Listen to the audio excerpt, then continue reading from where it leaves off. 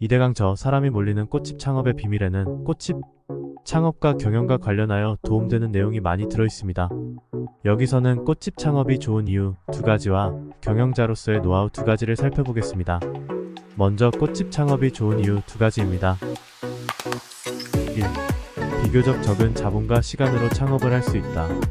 내가 추천하는 꽃집 창업은 온라인 꽃집 창업 위주이기 때문에 리스크가 거의 없다. 나처럼 무일푼으로 시작하여 온라인으로 꽃을 팔다가 좋은 기회를 살려 오프라인 매장을 운영해도 된다.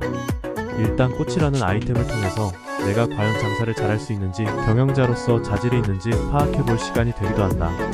온라인 꽃집 창업은 치킨집보다 훨씬 쉽다. 평소에 꽃과 식물에 관심이 있거나 애정이 있다면 더욱 제격이다. 식물을 좋아하지 않던 사람도 막상 이 일을 하게 되면 꽃을 좋아하게 되는 경우를 주변에서 많이 봤다. 꽃을 판다는 것은 그 누구에게도 조금의 피해를 끼치는 일이 없는 아름답고 매력적인 직업이다. 굳이 구체적인 예를 들지 않더라도 우리 주변에는 불법적이거나 비도덕적인 상품과 서비스를 통해 꽤나 큰 돈을 버는 사람들이 있다. 그들을 비방할 마음은 없지만 그 부작용은 부정할 수 없다. 그러나 꽃과 식물은 부작용이 전혀 없다. 생명 그 자체이다. 세상에서 생명을 돈을 주고 파는 일은 애완동물과 식물밖에 없다. 꽃과 식물을 팔 수 있다는 것은 크나큰 축복이자 특권이다. 자부심을 가져도 좋다.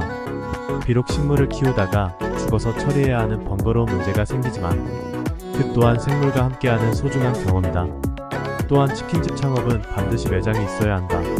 집에서 음식을 조리하고 배송하는 것은 현실적으로 거의 불가능하다.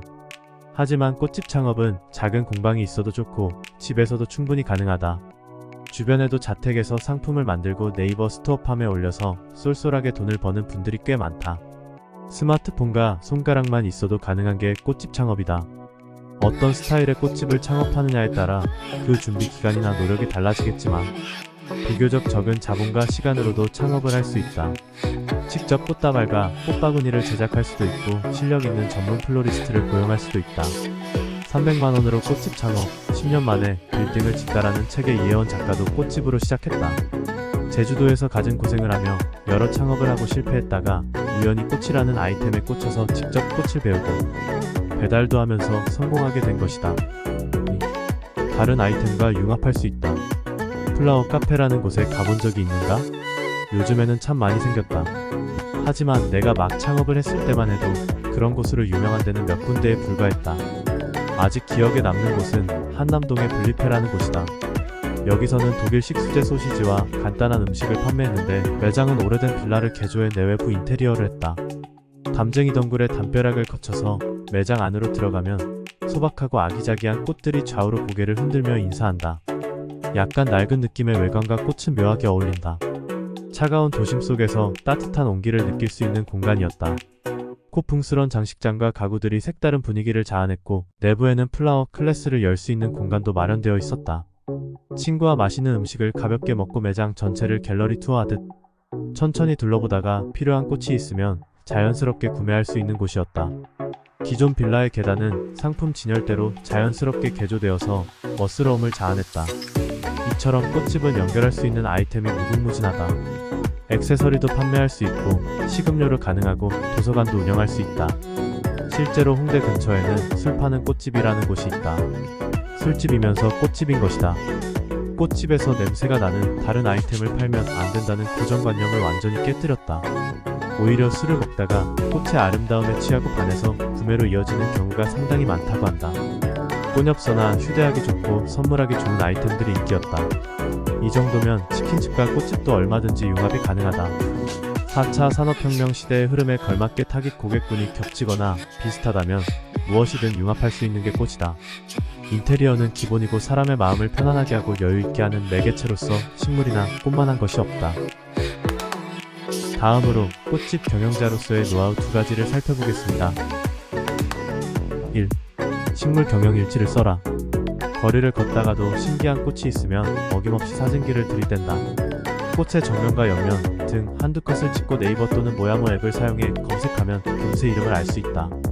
정확도도 상당히 높다. 틈틈이 알아가는 식물들도 있지만 이미 조경기사 시험을 준비하는 동안 외웠던 수목들과 플로리스트 자격증 과정을 이수하면서 외웠던 꽃식물들, 그리고 상식으로 공부한 식물들을 합하면 적어도 수백 가지 이상은 알 것이다. 어쩌면 수천 개 이상일지도 모르겠다. 그래도 아직 모르는 것이 훨씬 많다. 한국을 넘어 전 세계적으로 분포하는 식물은 30만 종이 넘는다고 한다. 매일 한 가지 식물을 공부한다 해도 평생 2, 3만 개 정도까지만 알 것이다. 식물은 아주 다양하다. 그런 다양성이 식물의 매력이기도 하다. 지금도 새로운 번식 과정을 통해 새 종이 탄생된다. 일상에서도 처음 보는 꽃과 열매를 만나기도 한다. 자연과 잘 소통하는 법을 익히는 것은 내가 다른 생명체들과 잘 소통하고 좋은 관계를 맺는 것과도 연관된다. 실제로 산책을 즐기고 화초를 키우는 사람들을 보면 타인과의 소통도 더 잘하는 경우를 자주 보아왔다. 그래서 식물 경영 일지를 쓰는 것을 추천한다. 나는 이미 꽃일을 시작하면서 수년간 매일 식물 경영 일지를 적어본 경험이 있다. 한 가지 식물을 대상으로 매일 변화하는 모습을 적기도 하고 여러 가지 꽃과 식물을 주제로 매일 공부하며 메모를 남기기도 했다. 주로 블로그를 이용했는데 사진과 몇 줄의 글을 기록해 놓으면 스스로도 뿌듯하고 나중에 자료를 찾기도 쉽다. 그리고 식물 경영일지에는 식물에 관한 기록만 적어도 좋지만 하루 일과 중에 감사했던 일, 독서했던 내용, 운동, 그리고 목표에 대해서도 적어 놓으면 더 알찬 효과를 볼 수 있다. 나는 도군청 감성꿈이라는 6가지 테마를 매일 실천하고 체크하는 습관을 들이기도 했다.